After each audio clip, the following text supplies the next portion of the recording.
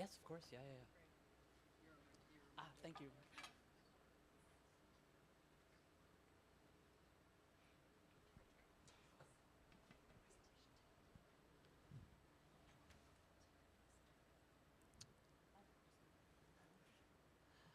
So we talked a lot today about mechanisms or kind of vehicles, whether it's a new institution or even just a specific process for providing sustainability or security support in the open source and open technology ecosystem. So I wanted to start off by asking you all, do you think that we should be building new things, or do you think that we should be trying to reform what already exists? There's a lot of ideas out there, things like an EU sovereign tech fund, you know, new bodies that we can do. So where should we be starting in terms of thinking about how we kind of diversify the support that we provide in terms of sustainability and security for open source software projects or open technology projects in general? Anyone want to start off? Yeah.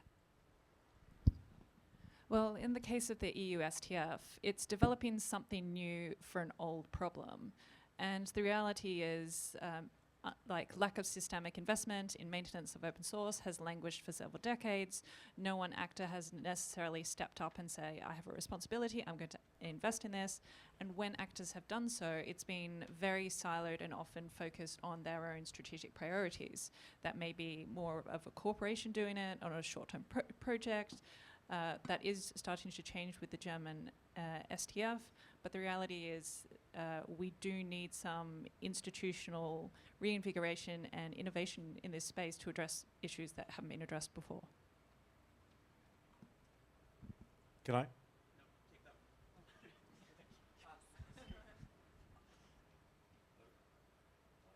Yeah, turn it on. Hello. Yay. No, I just wanted to add that I think it's important that we use what's out there, find what's working, replicate what's working, and then fill in the gaps with what's needed. I mean, as you propose, an edict could be what is needed to like coordinate and organize. But then, I mean, institutions like the Sovereign Tech Agency, and I mean, there are other examples of funding out there, like the Prototype Fund also in Germany. And then there are industry collaborations like Alpha Omega, and there are more specialized funds like the Open Tech Fund, OTF, and yeah, there are many different examples out there in terms of funding, but it's also finding. So I talked about OS2, a municipal association, like finding models that work. I mean, they are one model in terms of how local governments can collaborate and achieve a sustainable level for their projects, and can also be a channel for maintenance funding. So I think, again, find what works, replicate it, and then try to make it all work together.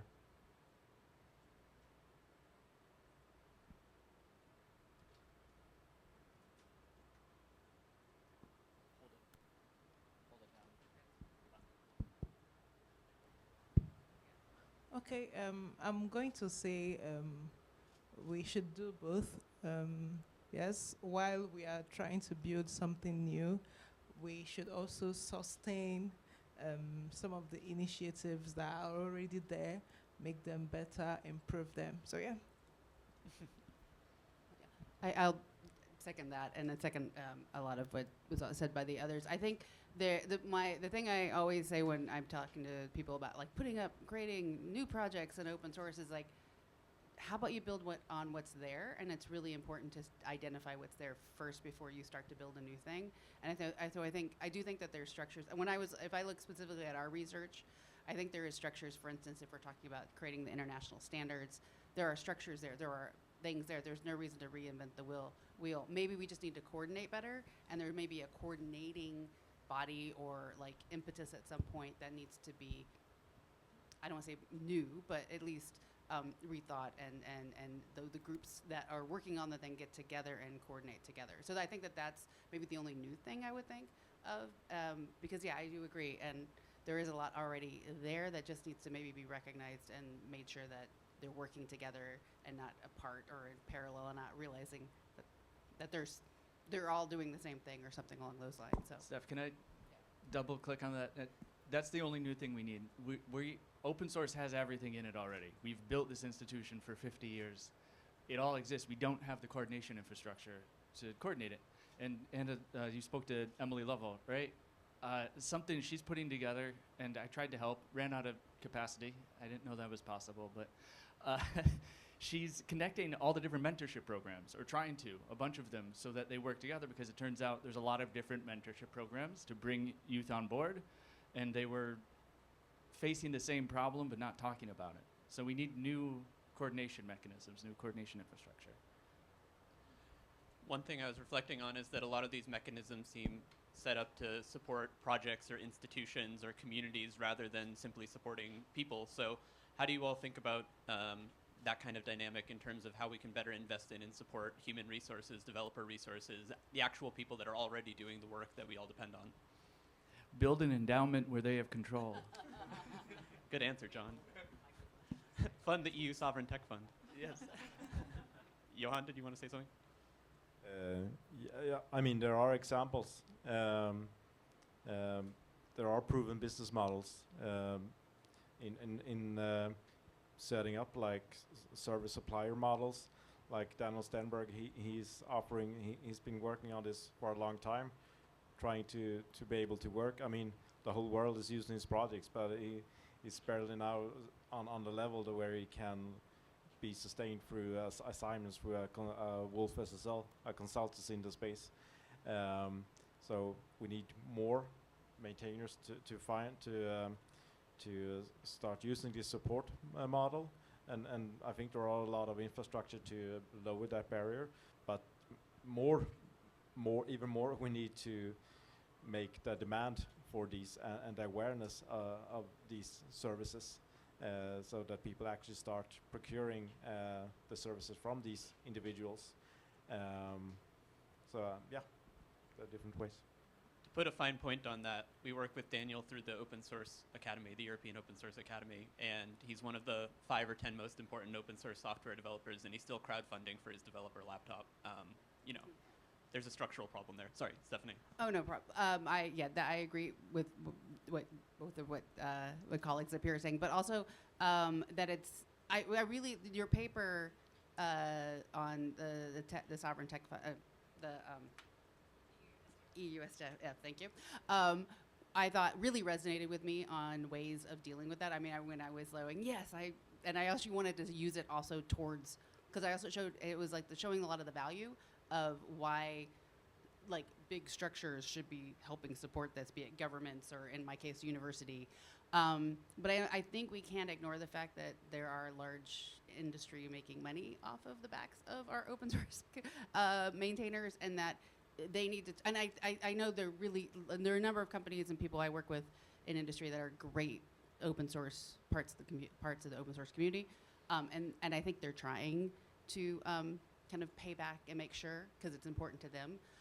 It's not necessarily just because they're great people. They also see it as a business interest, and I think that needs to be combined in with some of the from like the government as well. So it's kind of what I was saying, that government can't be the only thing trying to secure open source. It needs to be all parts of open source, and I think the industry should be a lot more involved in that, I think, as well. I guess I was just going to add that mentorship programs, like the great work Emily's doing, that Jonathan talked about, where it's not only about getting financial compensation, which is really important, but also a point of contact and explicit invitation into a community that really sustains those long-term ties. And I think there are other ways of still keeping the volunteer aspect of open source while still also making sustained participation easier, particularly for people coming from lower socioeconomic backgrounds. So travel grants for conferences like this, open source conferences, perhaps daycares at these conferences. There are ways of making these events more inclusive and accessible for people. And just wanted to add, I remember that we did a paper on this actually, me together with Georg Link and Kevin Lombard from the Chaos Project, where we actually interviewed maintainers on their various needs. And first off, the economic part in finding different business models, and then the service consultancy was one model, but many of them highlighted that they just getting the time from their employers to work on their projects, because a lot of the development is happening by developers who are hired by someone to work on products and services, but being allowed to provide a certain time of their time, of the work time to spend on the project is a big thing. Another thing which I think is maybe more important too, we're talking a lot about funding the maintainers, but what came out of the interviews is really what they are. So receiving grants and whatever, I mean, that's important, but social benefits, that was really highlighted. I mean, dental insurance, health insurance, a lot of the maintainers, if they receive donations, it's more of a coffee money, or they can do some parts of it, but just having this social security, that was really like top 3 of the things that they would really benefit of, and that would really remove a lot of stress for them in terms of being able to focus more on the projects. Can I ask a question to that? What's the difference between receiving health insurance and as a benefit and being paid enough money to buy health insurance? Yeah. So but then it's about how much you get paid. Yeah, they should get paid full salary. Yeah, definitely. Okay. But it's two different in some cases. Yeah. Yeah. I've got a small point to add on inclusivity and outreach. I was speaking to someone recently who described this problem when it comes to identifying which projects to maintain and which not, as like the exotic superfauna. Like there are some projects that are more visible, some naturally get more attention, some are better keyed into like these funding opportunities that pop up. So when it comes to having funding and maintenance opportunities down the line, like how can we conduct that outreach to maybe more sole maintainers, or projects that aren't necessarily as polished and like photo ready as others, to give them the support that they desperately need. You want to say one thing and then I'll go to the audience? Yeah. Yeah, there's a development push to, so the theory behind the development push is that it's going to be very difficult to convince people to fund projects that are not sexy. So don't try. So make the sexy projects capable of identifying the less sexy projects. So money comes in. I don't like using the term sexy project, but I'm in a hole now. So make the money comes into the sexy project, then gets dripped down or distributed through the graph to the hidden projects, the dependencies, and then you can add, once you get that dependency graph funding down, and this is a technical solution and it kind of works already, you can add like a second tree, a side tree to your dependency tree, where it's like, I like this project. So if my project gets $100,000, you know, I keep 50,000, 40,000 goes to my dependencies, 10,000 goes to my happy projects that I have in a little garden that I like to foster. And I think that's I have a question for you. Yeah. So what doesn't that make the less sexy project heavily reliant on the very sexy one? It makes it reliant on being used. So the thing that makes a project sexy is that it's used by a lot of people somewhere. It's an application layer. Yeah. And if you have a deep dependency project that maybe I find fascinating personally, and it's not used by anyone to do anything of value, maybe it shouldn't exist. I don't know. I think there's an element of pruning the tree ultimately too. Like, it's a good question. It's good. Yeah. Yeah, I want to take some questions from our audience. I saw Felipe's hand first, so I'm going to go to him. Hi. Well, thanks for the presentations. They were great. I'm a bit concerned with the graying that Hannah mentioned.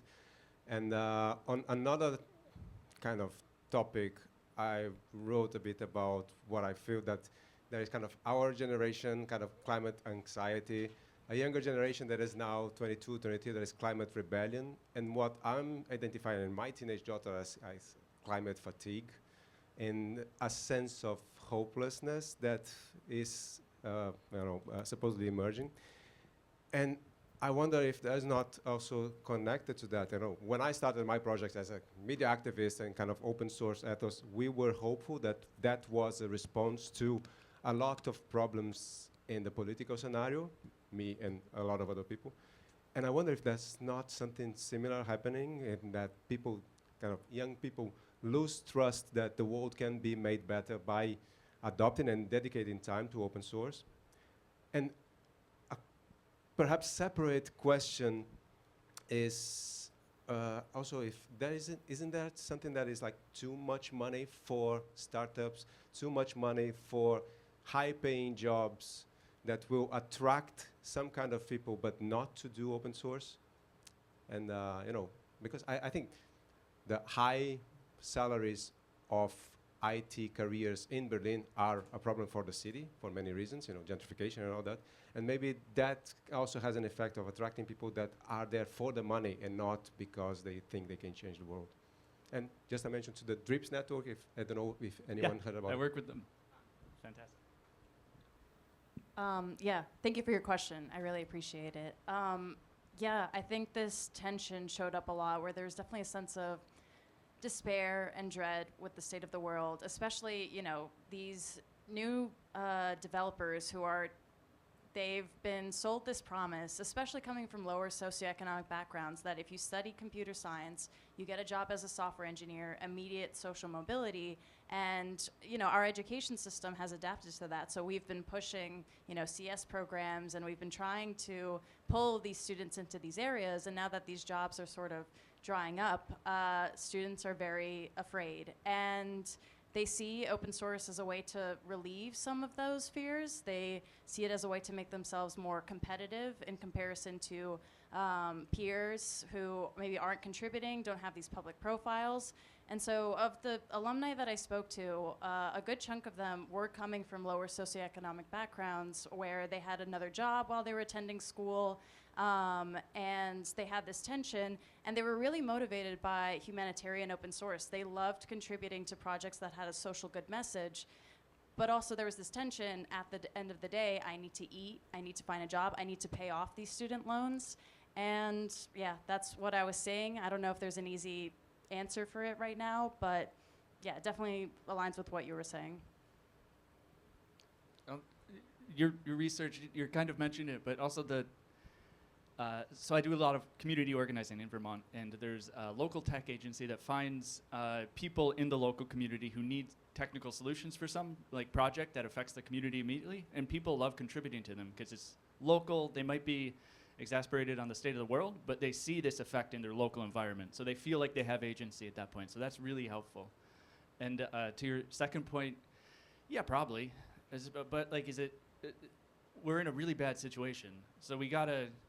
I have faith that the open source community has strong enough principles and values and enough people to back them that we can stop when we need to stop.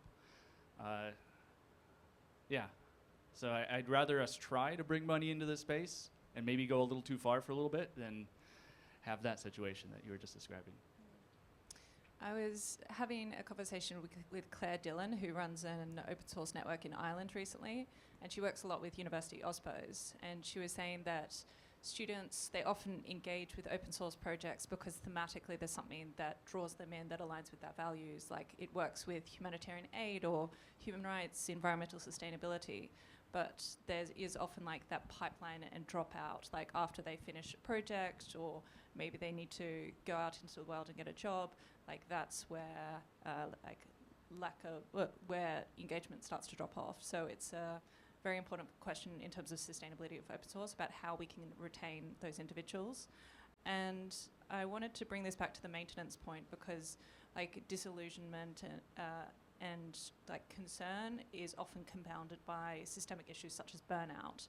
So if you're not receiving funding and support for critical maintenance, then that could be yet another push factor that drives you out. There's certain pull factors that bring you in, maybe alignment with values, but it can be those more practical cost-related issues that force you out.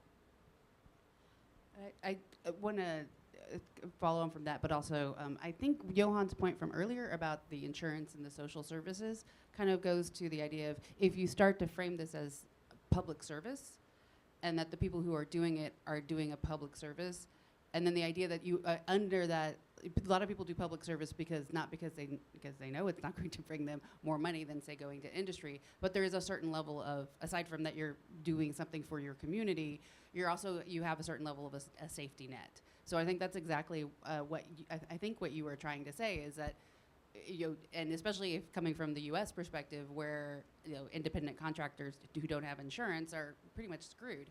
So if you could create it as a public service and then allow for that type of that type of assistance to them, which is really, really, I think, important for them, as that has a social safety net. I think that would be a really nice way of dealing also with your point about it. The level of pay that they are getting, but maybe it is not actually contributing to their communities that they're directly involved in. So. Yeah, I truly agree. I think I was having a conversation with someone here yesterday, and they mentioned that someone is managing a very important open source project, but then they have to work with MasterCard in order to be able to sustain that project. So it's just a matter of time, and that person will definitely give up, and that's an important project that is just going to go down the drain, or just stay there unmanaged, abandoned. So I feel like we need more resources to help people that are actually doing the work. And yeah, it could go both ways, in the sense that it could attract people that are just there for the resources and not actually getting to do the work. But then we don't want to look at that aspect, right? We really want to help people that are actually doing good work in the space, support them with the right resources to keep doing what they are doing. I think we have time for another audience question. I saw Jan, Renata. Yeah. Very quickly, at the Open Knowledge Foundation, I deal with developers that are very passionate on public interest. And one of the things that is different that I get from them, all of them are from developing countries. And one feedback that I receive on why do we need to build new things now instead of maintaining things is the logic behind many of the systems. The logic behind many of the systems built, as open source projects, but by very resourced institutions, is that once you want to localize it, it doesn't respond to the logic, to the needs and the resources that you have in a university in Costa Rica or in a hospital in Ghana. I don't know, and so the idea of building new is of building something that can be maintained, and we even publish a guide about it. It can be maintained by very few people. It doesn't need constant updates, and you can have some agency in localizing it according to, the language that you have, the devs available for, and so on. So I know that it is very different from what you were discussing, but it is, I wanted your opinion on that. Can open source open up to different logics than those in, Europe and the US? So I'll be very quick. I think there's an application layer, which is what you're describing, should always be hyperlocal. Are you talking to infrastructure, like deep infrastructure? Where do we store the data? That sort of thing? So infrastructure needs to interoperate across a global network, but an application needs to be hyperlocal. That would be my perspective on that. And so the new infrastructure needs to be very, very new, but I don't think that's what we were talking about before. If it was, then I misspoke. Anyone else?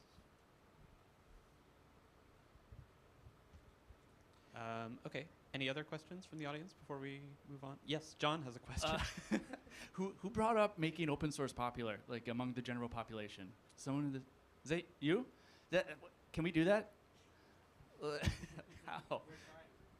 Yeah. So I find this event very annoying because there's always something I leave with that I'm like, let's just do that. Let's just do that. There's distributed computing infrastructure that worked really well with popularizing distributed computing. There's just got to be an equivalent for open source. building on this and also what you said earlier about this being more or less sexy, I feel like there's a bit of a question: are we trying to save like code, or are we trying to save a movement? Because I feel like for like some of the tasks, like the maintenance of a software that was developed by someone who's now turned old, it's of course not really sexy. And I feel like a lot of the things, and I'm talking also from the perspective that has analyzed the open movement, including, for instance, people contributing to Wikipedia, it's like people had the feeling of being part of a political movement, and that made it exciting, and also of developing something new. And I feel like if you're talking to people and saying, oh, but do not reinvent the wheel and go like maintain this old thing that already exists out there, it's not really exciting if you are trying to build a political movement where people still engage as volunteers. So I feel like for these kind of tasks, of course, then it's more about bringing in governments and saying it's some kind of public service, or bringing companies to pay for this. But like if you really still want to support social change, and this like as a volunteer movement, I guess that means opening up to different political perspectives of people who are young now and who I don't think are only desperate, but I think of young people who have new political fights, who have new political imaginaries, who think about these issues in new ways. And I feel here I see a lot of gatekeeping in communities. And I'm thinking of the German Wikipedia community, for instance, who's aging a lot, and who I felt struggled a lot of actually engaging with these new political movements who have different worldviews. So I think like if you want to save this political movement and these volunteers engaging, it's a different conversation of just safeguarding in the maintenance of software code. And yeah, so these are a bit of two different questions, I think. I was just saying, I think you could, I think it's somewhere in the middle, because I think that what you're saying is totally true. But my concern is always like, don't restart something that doesn't need to be rebuilt. But if there is an issue like what you're bringing up, then yeah, I mean, bringing in you can either bring new people into existing organizations and revitalize it that way, or see that this isn't working, sunset that, and do something new. For me, people redoing the same stuff that somebody else is doing, I feel like it's just a waste of resources. So more not consolidation, but more collaboration where you're building upon each other is what I was most concerned about. But what you're talking about is definitely true. If you're moving for like making it more of a political movement or a social movement, making sure people have ownership by being part of that, I think is really important. So I agree with you on that. I just want to add really quickly on that point. So a lot of different, okay. So since Microsoft acquired GitHub, there's been a lot of tension where now big tech has direct oversight, surveillance into open source communities, and that's definitely a tension with the free software movement.